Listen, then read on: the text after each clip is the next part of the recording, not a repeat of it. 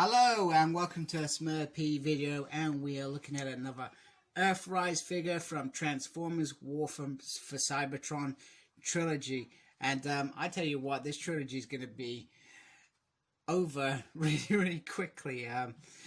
It feels like we've only just had Siege and all of a sudden we've got Earthrise, and I've got Lost Kingdom figures on the way, so look out for those. Yeah, really quickly, I feel like that and I hope that they're still going to do a few more waves of Earthrise, because there's surely lots of Earthrise figures that can be done. There is the promo shots, nice Autobot sign on the top, Cybertron floating in space, and the beautiful Netflix kind of artwork, which is absolutely stunning, and I need a picture of it. So why did I get this figure? I got this figure because I was looking yesterday, and I had a choice of Sunstreaker and Hoist. Sunstreaker is probably the most popular out of the three, but Trailbreaker looks really nice, and I can't recall ever seeing a decent Trailbreaker figure, so I was certainly intrigued by this and wanted to get it. Okay, so here is Trailbreaker out of his plastic cage, and off the bat he looks quite nice. He looks quite solid. We got this beautiful Autobot logo there, and the head sculpt very clear. I'm not gonna lie, I can't remember if this is how his head looked in the show. He has these little bits at the back, like a little gun and a little ray thing, which can flick back as well, which I find very cool. There's a waist, and there's lots of leg articulation there, which I think it is very nice, considering how perhaps easy it is that this figure could have been something else. I guess the biggest downfall as a collector is the arms are connected to a big part of the side car. Now, it's not a big deal, and I suspect Hoist is very similar. It would have been nice to be able to separate them and those bits fold out, but you know, sometimes engineering, you can overcomplicate engineering. So this seems quite a nice fit. So as well as giving it an homage to the G1 looking Trailbreaker, we've also got to remember that these are still designed for children rather than grown-ass adults like me. The back is very neat, so you can push that back in there. Very neat indeed. I feel like they've done a tremendous job to keep this figure very slim and not top heavy. So they've done a fantastic job. The other great part is that they give us the classic part on here, and this just slots into his hand and covers it like that. So which is fine. The only thing I would say about that is you got this bit under there, which makes it perhaps look a bit more like a handgun, but I don't think that is a big deal. And you know, you can get him into, you know, all sorts of poses. Sorry, my hand's probably getting in the way there. You can get him into all sorts of poses. The other part, which most of these War for Cybertron's things, is part of the back car comes off just so it doesn't become really keyboard and really complicated, and to give the figure a bit of freedom, but you can also use that on him.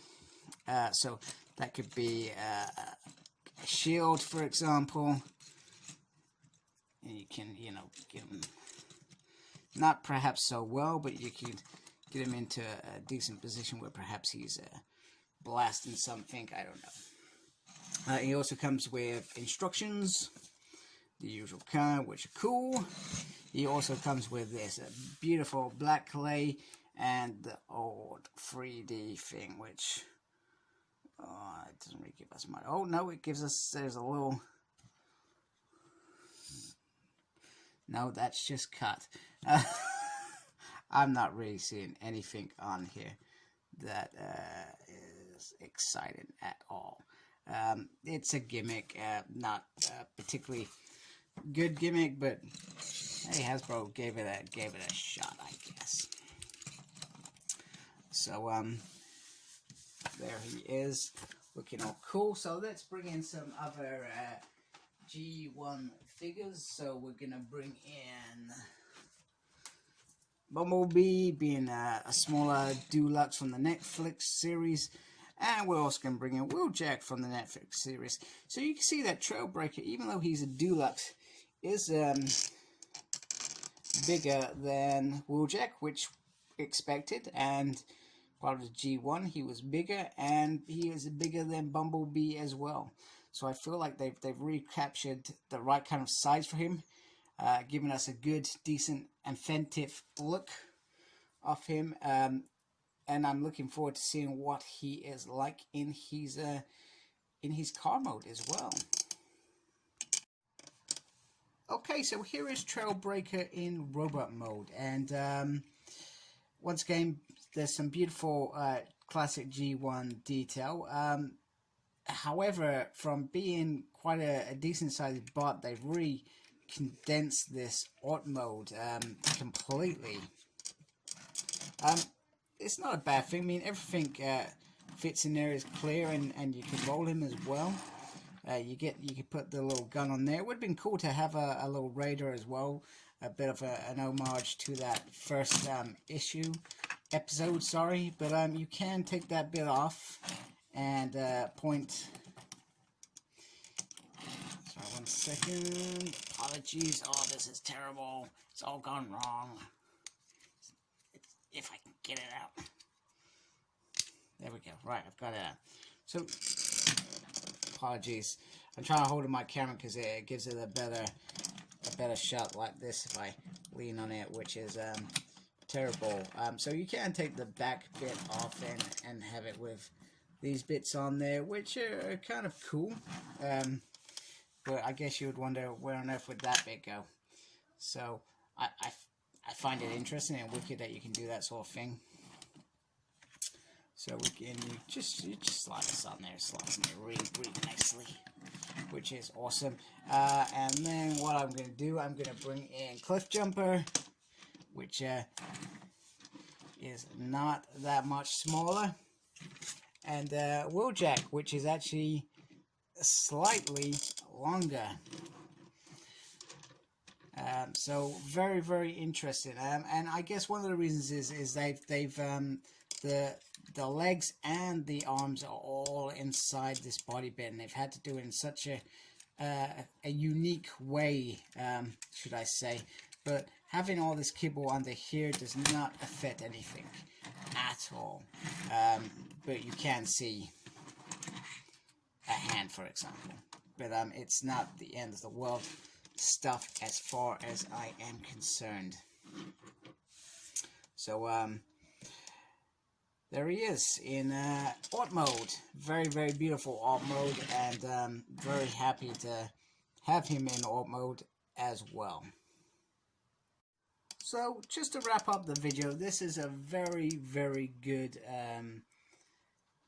delivery of a G1 version of Trailbreaker. I really do like it, hence why I was probably drawn to it as well. And like I said, I think Hoist is a similar sort of body mode, so similar sort of size, so it's nice to see these two.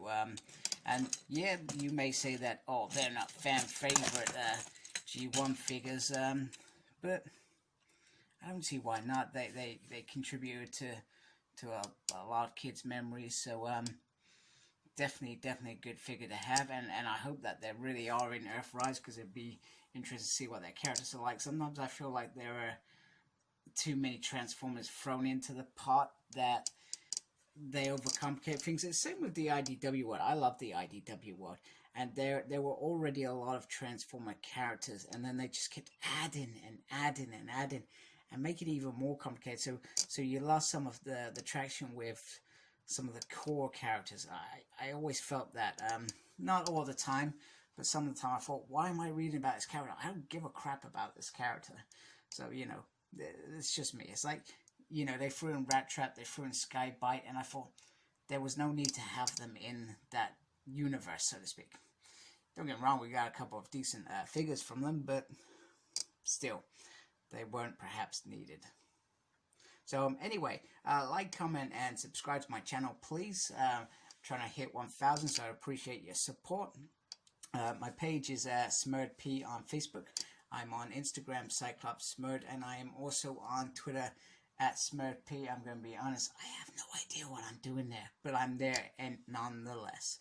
So, thank you for watching. Embrace geekiness. Take care. Goodbye.